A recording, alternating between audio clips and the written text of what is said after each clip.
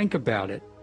Every hiring decision is a choice that can make or break a team, a culture, and even an entire company. So how do we make the right choice? Hi, I'm Dr. Mickey, and welcome to Inside the Mind of Hiring. Here we'll uncover the psychology and strategy behind effective hiring. Because the right fit isn't just about skill or experience. It's about understanding people, their motivations, their strengths, and the shadows of their shortcomings. Together, we'll tackle the tough questions. How do we look beyond bias? How do we find the qualities that make people not just qualified hires, but the right hires? This is about identifying leaders who drive success, lift morale, and actualize a company's vision. Inside the Mind of Hiring starts now. Okay, welcome everyone. Hi, Dr. Pat. Glad to have you with me. Hey, Dr. Mickey. Yo. Yo. So our show is Inside the Mind of Hiring. And our episode today is the 2026 demand for purpose-driven leaders. And my question is it real? Because I've heard about this concept before. I really have. But I wonder how it's real or broad-based. But our last episode, we discussed the profile of the 2026 prototypical executive as defined by a substantial executive search firm that's, like any search firm, they're really tuned into the market for executives. And, we didn't get to the last element that I had on the profile, and that was purpose-driven leaders, or those that align business results with a substantive societal purpose, like a broad benefit to their employees, customers, vendors, the communities they serve, and perhaps the environment as well. As a business psychologist, I think this leadership standard is real, but I'm a bit skeptical, or at least I have been a bit skeptical as to whether it is really in higher demand today. It's one of those nice things, nice to have. So I'm thinking it's nice to have, right? So I'm glad we didn't get to this purpose-driven leadership profile aspect the last time, because I think it really deserves a full show focus, today. I really do. Yeah, I do. And I'm glad you're taking it on now. I'm actually, look, we took on a lot in the last show, and we did a great job that set the stage for what you're about to talk about now, right? Right, exactly. It does. And, but I think like I said, it deserves special attention. Is this purpose-driven executive standard or expectation valid? Or is it, more the exception rather than the rule? I want to explore that a little bit. And what executives and companies consistently combine, I want to point some of these out, business results and a societal purpose in the way that they operate. In other words, what firms out there are really combining capitalism with a good measure of altruism? And there's some nice examples of companies where leaders align good business results with a consistent and substantive societal purpose. The evidence suggests that the purpose-driven executive is a plausible requirement for 2026, but only for companies that have durable or lasting business advantage, but also reinforce positive employee, customer, and community outcomes, not to mention vendors as well. Now, this is important to say. This does not include companies that use purpose-driven slogans only for marketing purposes. In other words, being a purpose-driven leader or company is only valid when the societal purpose is tied directly to operating decisions, talent practices, and business strategy, not just marketing per se. All right. So what do you think about that, Pat? I think a couple things. I think a couple things, Mickey. I think you're onto something really important. I think we should explain it to people. Because if you and I were in front of a leadership table, we'd have one conversation. But let's Right. imagine us in front of an auditorium of employees and we're having this conversation. And I will guarantee you the number one thing they say is the purpose of the leadership team, the purpose written in the Mhm. mission statement, and the real purpose of the shareholders are not aligned. And I think that's what causes the confusion. Had the opportunity to study It's a something good really point. sexy, right? There's this Yeah. concept that I got to study, and it's got a really cool name, LMX. That's what it's called. It's leader member exchange. It actually is a theory. And behind that comes what you're about to talk about. Because if we say one thing and we do another, hello, you know what that causes. So, how Right. do these things get aligned? Because it doesn't matter how purpose driven you tell your employees when Right. they know. Look, I had an employee tell me once, how do you stand what you do? This is actually my last consulting. How do you stand what Yeah. you do? And I said, what do you mean? I want to try to help. Well, then the way you can help is to have them change their mission statement. I said, what would you like it changed to? Our purpose is to make money. Right. Right. Now, I talked to a client, the HR, the HR guy was my gatekeeper with this client. I also had a pretty good relationship with the CEO, but he was my main gatekeeper. The HR guy said, what's your purpose? Shareholder value. That's the end. That's the It's end. like, and um, it really can, in many ways, should go farther than that. It Um, should. you know why? Yes. And no. Yes and no. I mean, this employee went so far as to arrange the statement to say, let's just talk about shareholder value. That as it is developed, it is distributed equally or equitably to employees. And they Right. finished the statement. Of course, that did not get any leverage Right. No, in this and company. no, it can be very unpopular in a lot of companies, but it's becoming more popular in a lot of companies.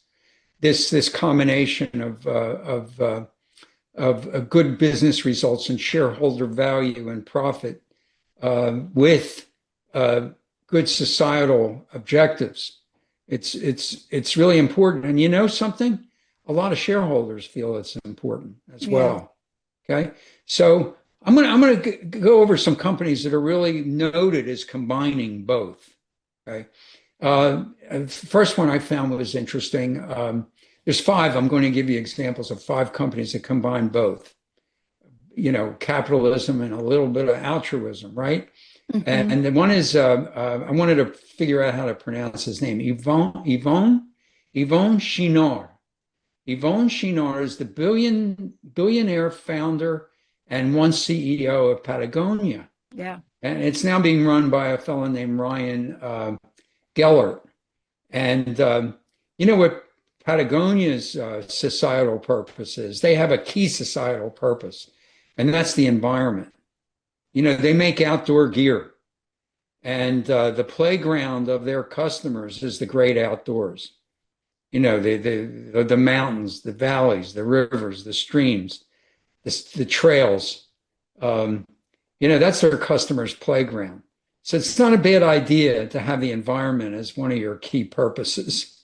Okay. It makes good business sense to me. Um, and there's some other examples. I don't know what their societal purpose, but here's some really successful businesses that are known to combine both. Mark Benioff is the CEO of Salesforce. Salesforce, as you know or may know, is a customer relations management platform that is very popular with businesses of virtually any size. Now, apparently, Mark and his business are societally purposeful. I don't know how that is, but it might be interesting to look that up. Another one is another company and its leader, Satya Nadella, is the CEO of Microsoft since 2014. And Microsoft apparently combines both uh, capitalism and altruism. I don't know how. I'm going to give you an example of another one. But they're a very successful company, Microsoft. If you ever heard of them, I'm sure you have. They're a technology company that, under Satya's leadership, has added cloud computing and a good bit of artificial intelligence to really have built tremendous market value. Then we have, they're just calling it the Unilever leadership team. And of course, that's Unilever. Unilever is a very successful, big consumer products manufacturer. They make beauty stuff, personal care things. They make home care products and foods. Very successful company. And finally, Jim Senegal, which is and he also describes his Costco leadership. He wants to bring them in as running Costco, which we all know is a great value retailer. Great value retailer. And I'm going to get into some of the specifics on Costco. Their principles are good wages for their employees. They promote from within, very big on that. High value to the customer, which I get when I go shopping there. Vendor respect and fairness. And they volunteer, they promote community volunteerism, and they get it from their employees, and their employees, it's part of their why, and it's part of the company's why. And guess what? They maintain a strong diversity, equity, and inclusion practice in their business. Guess why? One of the reasons is their customers is like, what was it? I was just thinking about this. They're very colorful, their customers. What is it? The Color Coalition? What did they used to call that? The Rainbow Coalition. The Rainbow Coalition. Yeah. That's right. That's right. And by the way, their employees are Rainbow Coalition as well. You know, just every kind of stripe you see in their stores. So, you know, if they're not practicing diversity, equity, and inclusion, it may not be that great for their business. But you can see the way it shows up in person too. Let's just talk about that. Now, I've been to some of the Costco's here, but I'm more familiar with the West Coast. And I will tell you, when you go into Costco and you look around, you see the people that are offering the food at the workstation. You get a sense of them. The majority of them are seniors. Oh, yeah. Okay. So, I mean, you just see how it manifests. But I will tell you this. Where does the rubber meet the road? Here's where. When somebody like Linda walks up to the information desks and starts to talk to them about employment for a friend of hers, right? Right. And you hear the people talk about what it is like to work at Costco. And you hear them talk about the salaries and what's possible and the leadership. And when the last time she did this, they got into a conversation where the member basically said, and we're very proud of our leadership for continuing its diversity program. So, you know, it's one thing for you and I to talk about it, but when you actually talk to the staff and they have that kind of respect for the company, that's very refreshing. It's not these are not just nice companies. These are not just nice companies. They show a pattern where treating employees and building trust with customers and vendors and benefiting the community, not just taking from it or, you know, doing harm to it, can enable employee retention to a big level. It can enable not only profitable sales, but a lot of brand loyalty and vitality. It also enables innovation. And it's known to enable resilience during tough times. In other words, societal purpose is not just separate from from business performance. It's part of the fabric of their operating model. It's why these firms are often cited as examples of stakeholder-centered leadership. Stakeholder-centered leadership, and I really believe it's important. It's really important for company success, not just large companies. I found it also, I wanted to come up with name companies, but it also really exists pretty broadly in the middle market and middle market companies as well. It's really a positive thing. So if Dr. Pat, if I'm an executive um, seeking a job today, it might be a good idea that you have a sense of purpose, and that sense of purpose or your why aligns with that company's sense of purpose and why as Yeah. well. And you speak to that. But you can also, if you're seeking a job, these companies that combine both, um, for lack of a better way of Yeah. saying it, are they're employers of choice, I'm sure. And they're really probably great companies to work for if you're seeking a position, as a manager, as an executive, as a director, vice president, or whatever. So, I was thinking about questions they should ask these companies, because if you're in an interview and you don't ask these questions, these companies have a little bit less respect for you, you know?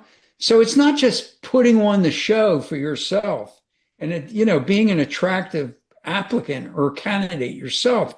It's getting to know the person you're sitting across from and what their company is like. So, you can ask, how does the company pay and develop its employees, right? How does the company improve customer outcomes in a lasting way and also vendor partnerships in a lasting way? How does it invest in the surrounding community, not just extract from it? How does it really invest in the surrounding community? And how does it treat the environmental impact, as a real business factor, a real business purpose? You know, so that goes both ways. As an executive prospect or candidate, you're sizing up that company. And by the way, if they're really a purpose-driven company, they're going to respect you for that. They're going to respect your value, and they're going to be proud to talk about it. Believe Yeah. me, right? Yeah. So, that's really, boy, that went fast. So, I think those are those questions are important, but also you have to see also how companies behave in crisis. And let me give you an example. Now, I don't know that this is true. This is my observation. right. When Costco is known for bringing in like protein powders, all of those good things, right? So what I observed is when a number of these highly visible protein powders were called out for carcinogens, they could not remove them from the shelf. But you know what they did do? They went out and found another company, Hmm. almost unknown company Right. that produces a protein drink, which I drink today, that doesn't use those carcinogens. And I mean, I don't know that they did that purposefully, but I do think that is something that they would be mindful enough to do. You Well, see what I'm saying? yeah, a big aspect of that company is customer value. Yep. So, you would want to market good health in their Yeah. product selections and their product mix for their customers, but you won't want to, you want to be real about it. Again, it's not Yeah. just an advertising, No. slogan. Yeah. I mean, because most people don't care. I remember walking past the shelf and I was looking at the label and this woman grabbed like 4 cases and I said, that's got a major carcinogen. You know what she said to me? She said, I don't care. It's on sale and my son loves it. And Right, so, but that's what they have to balance. right, And right. and they do that amazingly, I think, right? I mean, Oh, it's almost as if Costco goes unnoticed. yeah. The only thing I don't like about going to Costco, it's too crowded. Well, It's, I go to Flemington, which it's not. But part of this too is it's looking at mostly on this. the weekends, though. Yeah, I want to talk about Microsoft for a minute Yeah, because, sure. I have many, many friends that work there from Really? day one. And I don't know what their policies are now, but you know what they did, which they opened up stock options to people at every level. Right. That's what they They did did. early on. And Right. I didn't know that. So that's they certainly, they really did. My friend She said, I'm there 5 years. I said, why is that? She said, because I'll have enough stock that I can retire. Um, Sure.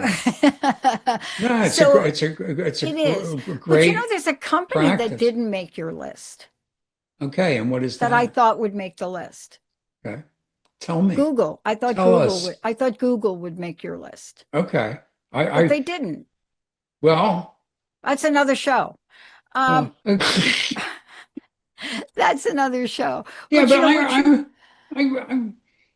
I, I think it really the demand is growing. The hmm demand is growing for purpose-driven leaders. That's the yeah. point I wanted to make. I wasn't sure until I, looked into it a little bit. hmm And you could talk about Google, but you could also talk about Microsoft. Not Microsoft. We just talked about Microsoft. What I meant was Meta. We could talk about Meta Yeah. as maybe being a little iffy um, in term. There's a lot of people that obviously love the platform and use it vigorously, and they get a lot of value out of it. But what's the issue of? They used to have a whole department that was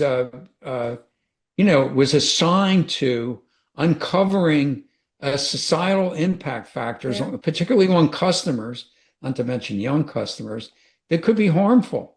And hmm they seem to have gotten away from that, Well, and I they're don't, stuck with the social. Look, here's where they're stuck. well, They're they're stuck stuck between with a share, rock and a hard place because right, the government has eyes on all of those social media platforms, probably except TikTok, because they don't have right, any control over TikTok. But right, you have to know the scrutiny that those platforms were under. And to right. be able to survive that level of scrutiny without sacrificing everything you built, that was a dance. That should be not, that is not a ballet dance. That was a hip hop dance that they put on to do that. But Right. what you're talking about is we have to be aware. And if you're going for an interview with Dr. Mickey, you better be asking Dr. Mickey some of those questions, I would think. Well, I better be asking you as a Yeah. candidate some of those questions because now I would say in the last year or two, it's gotten pretty important to me Yeah. to understand any aspect of the company's why as it relates to a positive impact on on all stakeholders in the community and the environment. It's really important for me to find that out and explore that with existing, just not just new clients, with existing clients, because I think it's a real issue today. You know, It's it is. You know what's happening though? People that are doing the interview, Dr. Mickey, they are getting really creative. I will not mention any names, but I have a coach I work with out of New York. And I mean, he is in the top of whatever it is, right? I can only afford 15 minutes with I'm him sure he's once every great two if he's your months. coach. Yeah, yeah. Right. But he gave me an example once, and I was talking to him about it. I said, you work with these companies. What's the most bizarre question that you ever heard an executive leadership team ask a candidate? He Right. said, oh, I got one for you. I said, what? He said, this is not an industry that had anything to do with the job, but the CEO or somebody at the top asked a candidate, how many trees would be enough for you to cut down to make a profit? Wow. I don't even know what do you know can you I'm like stuttering right now, but what a interesting question, don't you think? Yeah, I would probably say none or only the dead ones. Right, that wouldn't get you the job. And I asked him, why did you ask that Yeah, question? because it may be profit driven. He said, I need to know what critical thinking is. I need Right. to know, who am I dealing with? How far would they go to make money? And would they cross a line that would be Right. unacceptable? Right. Right. No. And, I I, followed up with him about I six think months I later. understand. He's got a ton of these questions. He asked one about oil, and I don't want to talk about today. But Right. what's the point? Well, the point is if you're showcasing yourself as a job seeker, as an executive job seeker right now, it's important to keep this stuff in mind and and to do your research and find out what these companies are all about and what their whys are beyond profit Yeah. and what their whys are beyond shareholder value. You really need to do that. Yeah.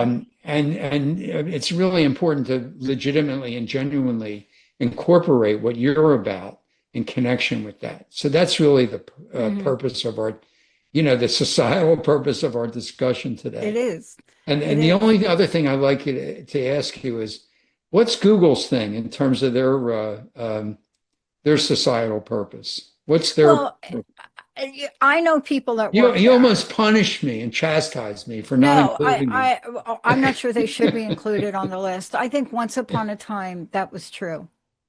Really? Yeah, I do, but I They, don't have enough information to make a statement about Google. okay, I just know that I have several people that work for my network right, that their number one goal was to go to work for Google, and they right, did, and right, they were a perfect fit for them. right, And so I've been fascinated by what they saw in Google and how that right. worked. Okay, And but I don't want to say too much because Google is a fit for the right people. right, right. It is. Yeah, oh yeah. And I'm not sure I'm not sure what the culture is or what the right people are there.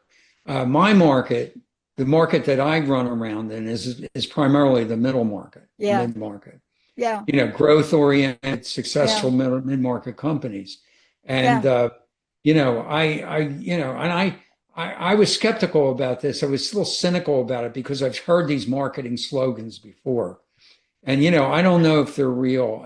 But I'm discovering that, I have one client really, the weather information company that I have, they're really big on the purpose of protecting lives and property. I mean, that's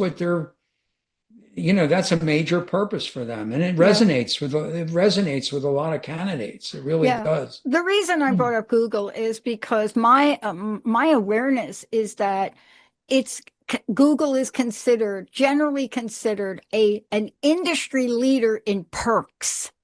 Okay. The So, perk. You know what okay, I mean? the employee The perk. perks. Right, So what do I mean? Work-life balance is one of right, them. right, Fostering innovation, right? mm, High salaries, free meals, on-site gyms, flexible work arrangements, right? right, That's why I said, right, but their goal is to maximize productivity through happiness. right.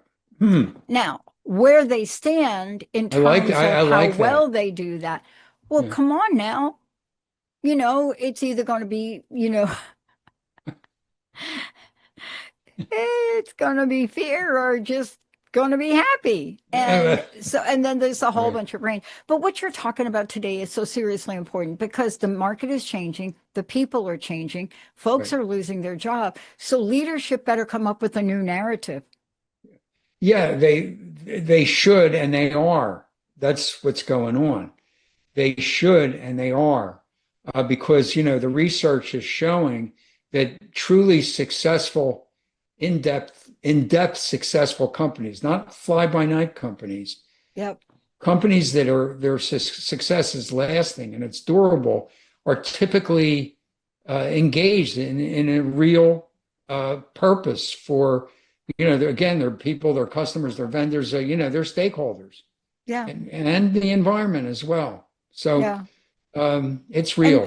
and you people, you folks listening, go out there and Google. I think Forbes did a great article in 2023 on the delicate balance with Google, being a Google culture versus the competitive nature of innovation.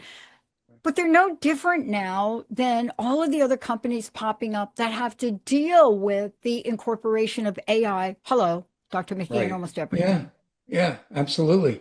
But innovation is AI, and innovation is people, a lot of companies say they're innovative, but they're really stodgy in that regard. A lot of companies, but a company like Google probably says they're innovative and they're really innovative. Yeah. Well, So it look, can be, so there it is. It can be I really know. enriching and So make the next people show we're going to do is the stodgy leader. What is the best way for people to find out about you, Dr. Mickey? I know we got to run. DeltaConsultants.com. Look me up. Tune in next time for the stodgy leader. And that has we'll go for it. No relationship to age. You can be stodgy at any age. Yeah. Dr. Mickey, thank you. Jessica, thank you. Everybody out there, we'll see you next time. You have been listening to Inside the Mind of Hiring with me, Dr. Mickey Fineberg. Tune in the first and third Tuesday at 11 on Transformation Talk Radio to discover the psychology of making successful hiring decisions. In each episode, hiring managers and HR pros will learn how to leverage assessments and other key screening sources and avoid common pitfalls. Job seekers will gain insight into successfully presenting themselves. For more information on assessing people for mission-critical jobs and on career assessment and coaching, visit deltaconsultants.com and my LinkedIn profile. If you'd like to write me personally, it's Mickey, M-I-C-K-E-Y, at deltaconsultants.com.